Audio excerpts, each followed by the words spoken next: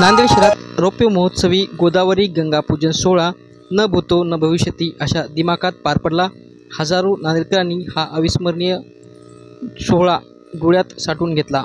भाजपा नांदेड महानगर Ganga Nanded central Lions club Nanded Annapurna आणि अमरनाथ यात्री संघ यांच्या संयुक्त विद्यमाने नगीना घाट येथे बाबा सुबेक सिंगजी, प्रवीण साले, ज्येष्ठ पत्रकार शंतनू डोईफळे व डॉक्टर सचिन उमरेकर यांच्या हस्ते करण्यात आले। आज नांदेडला इकडे घाटाला गोदावरी पूजा झालेली आहे, गंगा पूजा झालेली आणि London world book of records मध्ये आपलं नाव नोंद झालेलं आहे। इकडे मोठ्या संख्येत महिला उपस्थित आहेत आणि बघून अतिशय आनंद होतोय। हा दृश्य खरंच बघण्यासारखा आहे की जगात 3 जागेला गंगा पूजेची आरती होते।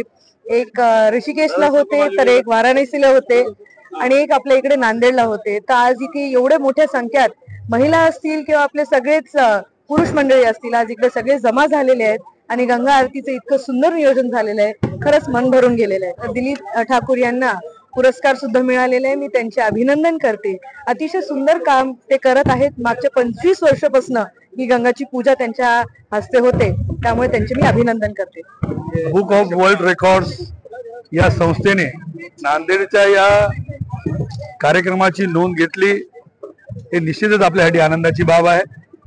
यापूर्वी उत्तर भारतामध्ये नदीची आरती करण्याचा या त्रिपुरा कार्तिकी पौर्णिमेच्या दिवशी नदीमध्ये दिवाळी प्रवाहित करण्याचा जो सण किंवा उत्सव साजरा केला जायचा, तो आता महाराष्ट्रात होतोय।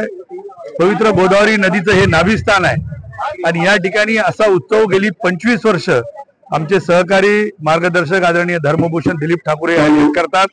खरं तर दिलीप ठाकूर एक हरहुन्नरी व्यक्तिमत्व आहे, म्हणजे कायाकल्प असेल, भाऊचा डबा असेल, रुग्णांना मदत करणं असेल, कोविड योद्धा म्हणून केलेलं काम असेल आणि 365 दिवसापैकी जवळपास 200 दिवस विविध उपक्रम औचित्य साधून करणारा एक उपक्रमशील व्यक्ती म्हणून दिलीप ठाकूर यांच्याकडे बघितलं जातं आणि योगायोगाने ते आमचे सहकारी सहयोगी एका पक्षात आम्ही काम करत असल्यामुळे निश्चितच आम्हाला देखील त्याचा अभिमान आहे।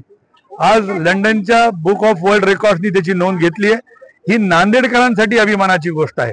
केवळ कार्यक्रम आयोजित करणेच नाही, तर त्याचं सातत्य ठेवणे, त्या सातत्याने ते कार्यक्रम करत राहणे आणि लोकांना जागृत करत राहणे। तुम्ही पाहिलं असेल की 25 वर्षापूर्वी 25 किंवा 50 संख्येने जमणाऱ्या महिला आज जर 5000 संख्येने इथे जमत असतील, तर ते दिलीप भाऊच्या सातत्यामुळे झालेलं आहे आणि अशा सातत्यामुळे असे उपक्रम चांगले आणि सुंदर होत आहेत। ते शहरासाठी निश्चितच अभिमानास्पद आहे।